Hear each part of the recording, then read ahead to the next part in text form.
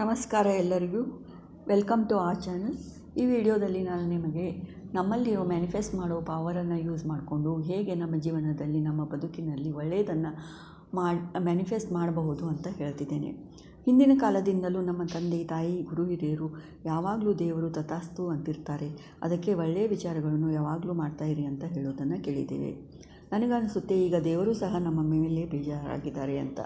ಯಾಕೆಂದರೆ ದೇವರು ನಮಗೆ ಜನನ ಮರಣ ಚಕ್ರದಿಂದ ಪಾರಾಗಲು ಎಷ್ಟೊಂದು ಉಪಾಯಗಳನ್ನು ಹೇಳಿಕೊಟ್ಟು ಗೈಡೆನ್ಸ್ ಮಾಡಿದರೂ ಸಹ ಅವುಗಳನ್ನು ಮಾಡದೆ ಮತ್ತೆ ಜನನ ಮರಣ ಚಕ್ರದಲ್ಲಿ ಬರ್ತಿದ್ದೇವೆ. ಅದಕ್ಕೆ ದೇವರು ಸಹ ನಮ್ಮ ಮೇಲೆ ಬೇಜಾರಾಗಿ ನಾವು ಏನು ಮಾಡಿದ್ದಕ್ಕೂ ಎಸ್ ಅಂತಿದ್ದಾರೆ. ಎಸ್ ಅಂದರೆ ಒಳ್ಳೆಯದನ್ನು ಮಾಡಿದ್ರೂ ಎಸ್ ಅಂತಿದ್ದಾರೆ, ಕೆಟ್ಟದನ್ನು ಮಾಡಿದರೂ ಎಸ್ ಅಂತಿದ್ದಾರೆ. ಆದರೆ ಈಗ ಸಮಯ ಬಂದಿದೆ. ಅದೇನೆಂದರೆ ದೇವರು ನಮಗಾಗಿ ಮ್ಯಾನಿಫೆಸ್ಟ್ ಮಾಡೋ ಪವರನ್ನು ನಾವು ಅವರಿಂದ ಪಡೆದುಕೊಂಡು ನಾವು ನಮಗಾಗಿ ಮ್ಯಾನಿಫೆಸ್ಟ್ ಮಾಡಬಹುದು. ಎಲ್ಲ ಕಲ್ಚರ್ಗಳಲ್ಲಿ ದೇವರು ಎಲ್ಲದಕ್ಕೂ ಎಸ್ ಅಂತಾರೆ ಅಂತ ಹೇಳೋದಿದೆ. ನಮ್ಮ ಕಲ್ಚರ್ನಲ್ಲಿ ದೇವರು ಯಾವಾಗಲೂ ತಥಾಸ್ತು ಅಂತಿರ್ತಾರೆ ಅಂತ ಹೇಳ್ತೇವೆ. ಈ ಜೀವನ ಡ್ಯುಯಾಲಿಟಿಯಿಂದ ಕೂಡಿದ್ದಿದೆ.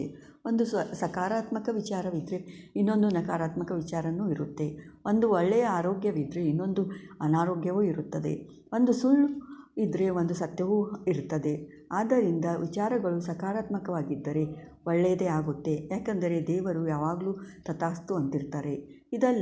ಇದಲ್ಲದೆ ಈ ಗೃಹಕ್ಕೆ ಶಕ್ತಿ ಕೊಡೋ, ಬೆಳಕು ಕೊಡೋ ಸೂರ್ಯದೇವರಿಗೆ ಇಬ್ಬರು ಬಹಳ ಚಟುವಟಿಕೆಯುಳ್ಳ, ಬಹಳ ಫಾಸ್ಟ್ ಸ್ಪೀಡ್ ಆಗಿರೋ ಇಬ್ಬರು ಅವಳಿ ಮಕ್ಕಳಿದ್ದಾರೆ. ಅವರ ಹೆಸರು ಸಹ ತಥಾಸ್ತು ಅಂತ ಇದೆ. ಅವರಿಬ್ಬರು ಈ ಜಗತ್ತಿನಲ್ಲಿರೋ ಡ್ಯುಯಾಲಿಟಿನ ರಿಪ್ರೆಸೆಂಟ್ ಮಾಡ್ತಾರೆ.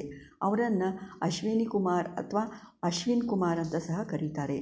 ಅವರು ಬಹಳ ಸುಂದರವಾಗಿದ್ದು ಬಹಳ ಚಟುವಟಿಕೆಯಿಂದ ಕೂಡಿದ್ದು ಯಾವುದೇ ಕೆಲಸವನ್ನು ನಿಮಿಷ ಮಾತ್ರದಲ್ಲಿ ಮಾಡ್ತಾರೆ.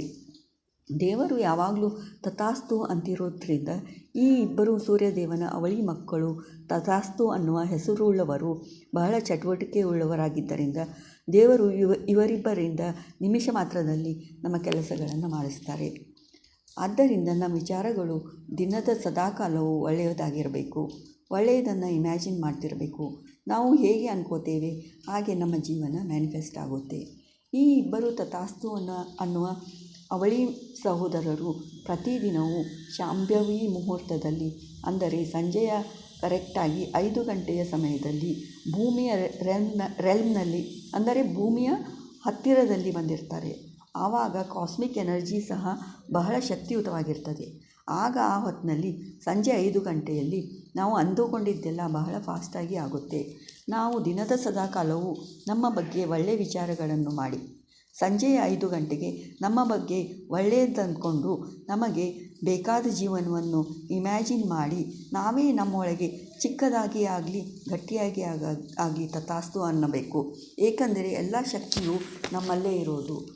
ನಾವೆಲ್ಲರೂ ಒಂದೇ ಶಕ್ತಿಯಿಂದ ಬಂದಿದ್ದೇವೆ. ಅದಕ್ಕೆ ನಮ್ಮ ಜೀವನವನ್ನು ಈ ರೀತಿ ಮಾಡಿಕೊಂಡು ಸರಿಪಡಿಸ್ಕೊಳ್ಬಹುದು. ಎಲ್ಲ ಶಕ್ತಿಯು ನಮ್ಮಲ್ಲೇ ಇದೆ. ಈ ವಿಡಿಯೋ ನಿಮಗೆ ಇಷ್ಟವಾದರೆ ಲೈಕ್ ಮಾಡಿ, ಸಬ್ಸ್ಕ್ರೈಬ್ ಮಾಡಿ. ಧನ್ಯವಾದಗಳು. ಬದುಕನ್ನು